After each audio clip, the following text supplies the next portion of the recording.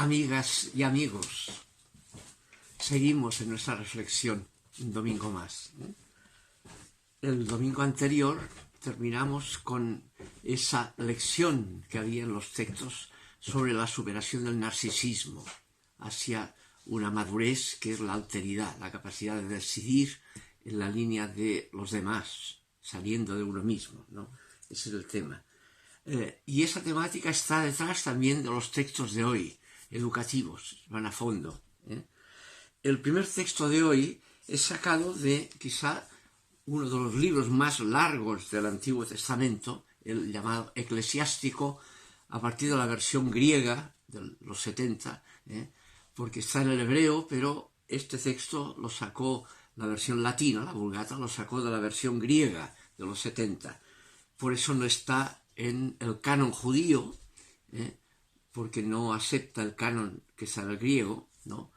Y tampoco está en el canon que tomó Lutero en la versión de la Biblia, porque se rigió por el canon judío, ¿ya? Y como que no está en el canon judío, tampoco está en el canon de las iglesias protestantes. En cambio, está en la tradición católica, que toma como criterio la versión griega de los 70, de donde lo tradujo la versión latina de la Vulgata. Ese es el texto del Eclesiástico. Es un texto elaborado por un sabio, Ben Sira, es el nombre original que aparece en el mismo texto, el autor, ¿no? Que se ha podido calcular que es un autor que escribió hacia el año 180 a.C. y por tanto está en la inmediatez de lo que fue la reforma, más que la reforma, la rebelión macabea contra los griegos, Antíoco IV Epifanes, ¿no? Que abusó de la helenización y entonces provocó el rechazo y la rebelión de los macabeos. En ese grupo de los macabeos, el mismo libro de los macabeos, el capítulo 1, capítulo 2, ¿no? El versículo 42, dice que había un grupo de gente piadosa, Hasidim, dice, los misericordiosos, Hasites, misericordia, que se sumaron a la rebelión macabea. Y seguramente en esa línea va lo que está presente en esta sabiduría del libro del Ben Sira, de este sabio, el eclesiástico, ¿no? Y el texto elegido para hoy, el capítulo 3, parte con un consejo de sabiduría hacia la juventud, hacia el hijo, ¿no? Dice, haz, hijo, tus obras con sencillez, ¿ya? Y así serás amado por el Dios tal como es, ¿no? Dios ama a los sencillos, ¿no? Y después, si cuanto más grande seas, más debes hacerte pequeño, humillarte, y ante el Señor hallarás gracia. Pues Dios es grande, es el Señor, y sin embargo es glorificado en los pequeños, en los humildes, ¿no? Y después seguirá, al final del texto de hoy, en cambio el corazón orgulloso se carga de fatigas, y acumula pecado tras pecado, digamos, el orgullo, el que supera, el que no es sencillo, el narcisista, ¿no? Para la adversidad del orgulloso no hay remedio, pues la planta del mal ha echado en él raíces. El corazón del prudente, en cambio, del sabio, del sencillo, medita los enigmas, ¿ya? Medita los enigmas. Y aquí está el tema del enigma, lo que está oculto, ¿no? Lo enigmático, que es el concepto de verdad, medita la verdad. La palabra griega para decir la verdad es aletheia, que significa destapar. Las apariencias engañan. La verdad hay que descubrirla, revelarla, destaparla, ir más allá de lo que aparece. Si te quedas en lo que aparece, estás engañado. Hay que descubrir, hay que desentrañar los enigmas, ir a fondo. Eso es la verdad. Tener una existencia verdadera es no ser aparente, no ser un narcisista que quiere aparentar lo que no es, ir a fondo de lo que es, ya, no confundir el ser con lo que aparece, sino con lo que es realmente en el fondo. Ese es el tema fondo que hay ahí, ¿ya?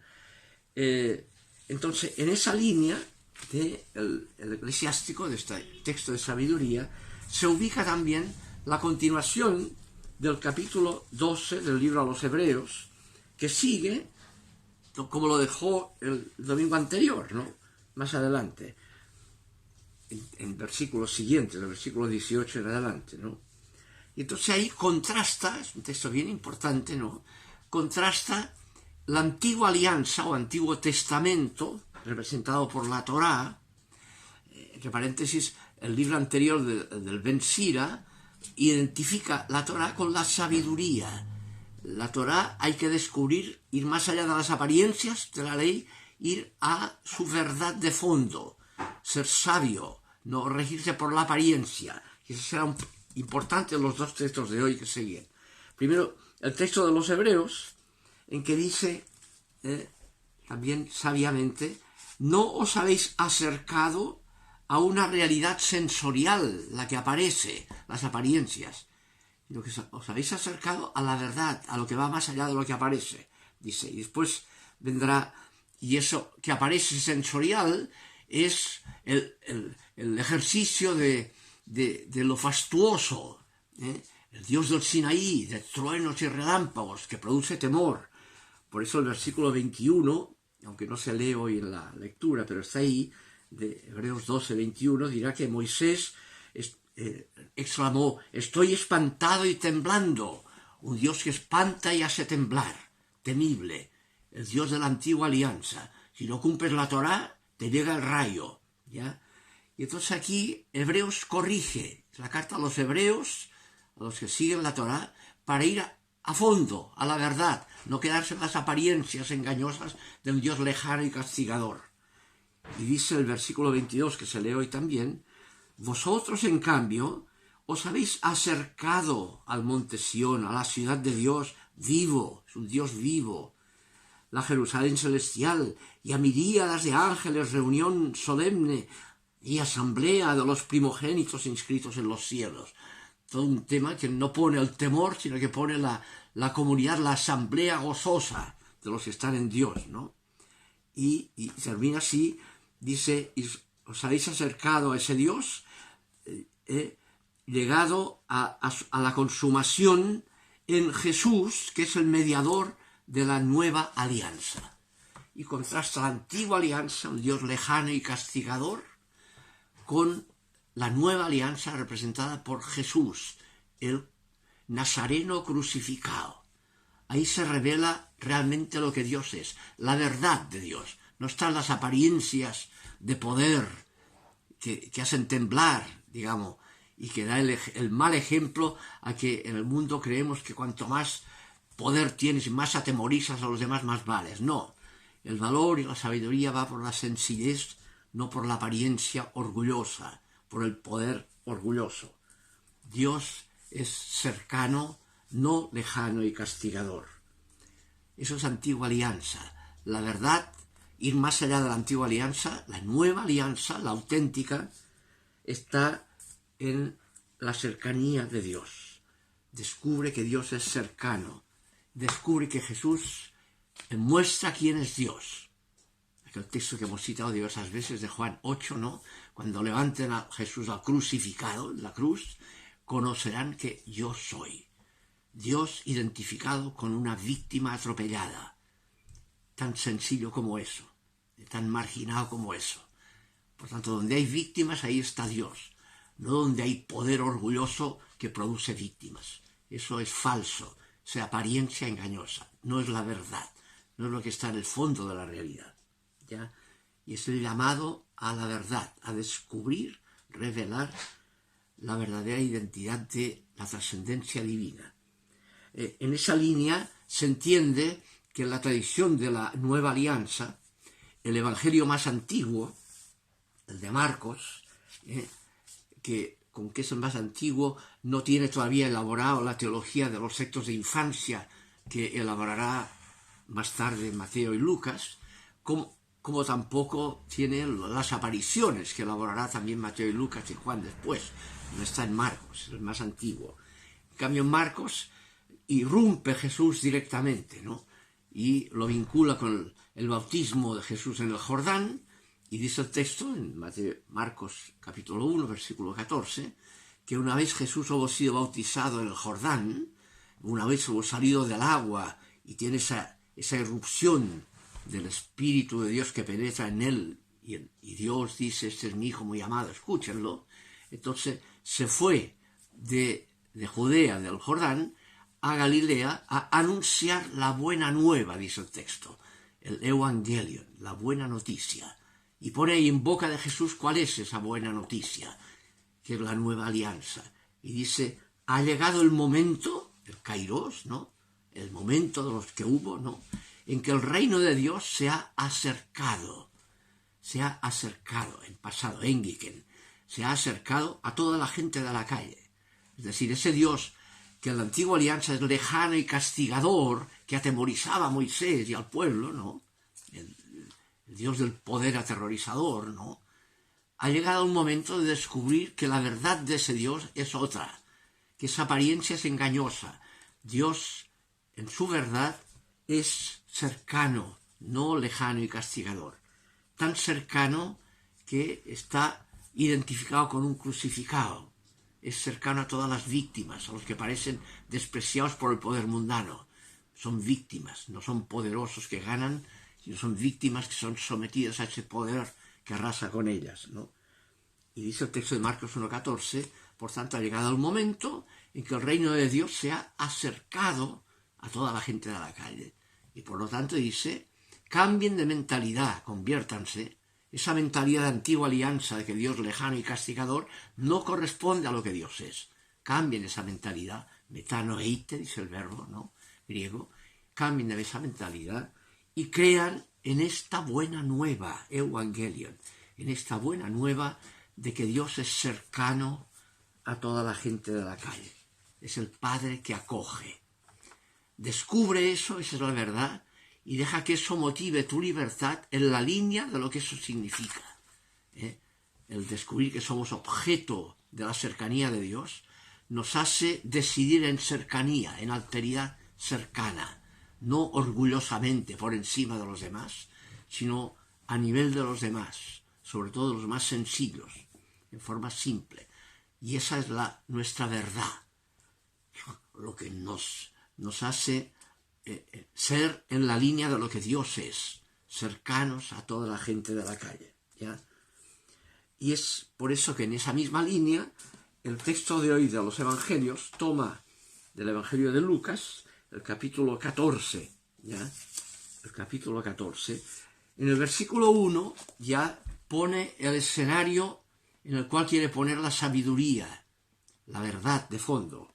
Dice el primer versículo, que es el que emplea el evangelio de hoy, empieza y dice, sucedió que habiendo ido en sábado Jesús a casa de uno de los jefes de los fariseos para comer, ellos le estaban observando a ver qué hacía.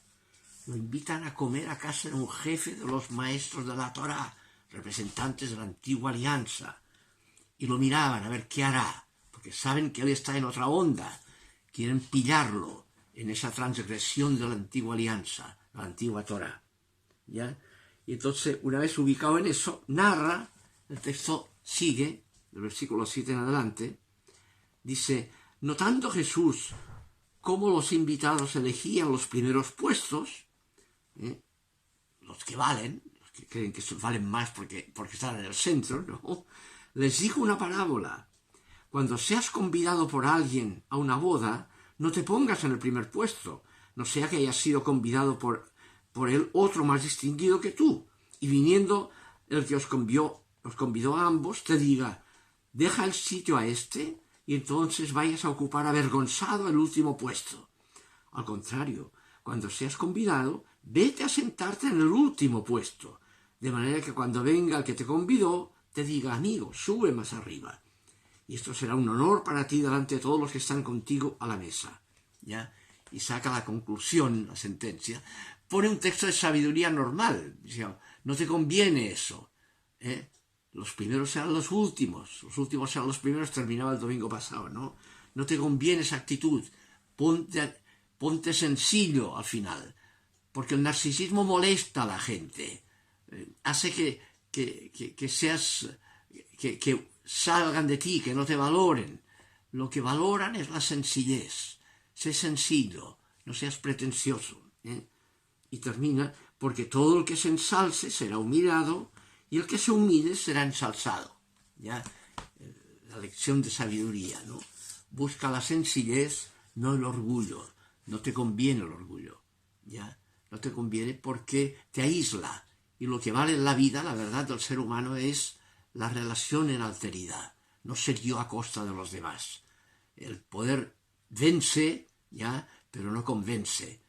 La sencillez atrae, aunque no de poder, pero atrae, ¿ya? Precisamente porque no es sospechosa de narcisismo, porque valoramos la alteridad, porque Dios es alteridad. Intuimos que la verdad está en la alteridad, no en el poder a costa de la alteridad, ¿ya? Y por eso termina el texto de hoy con la lección de esa alteridad. Dijo también al que le había invitado: cuando des una comida o una cena, no llames a tus amigos, ni a tus hermanos, ni a tus parientes, ni a tus vecinos ricos, a todos aquellos que te devolverán, sino porque ellos te invitarán a su vez después y ya tendrás tu recompensa.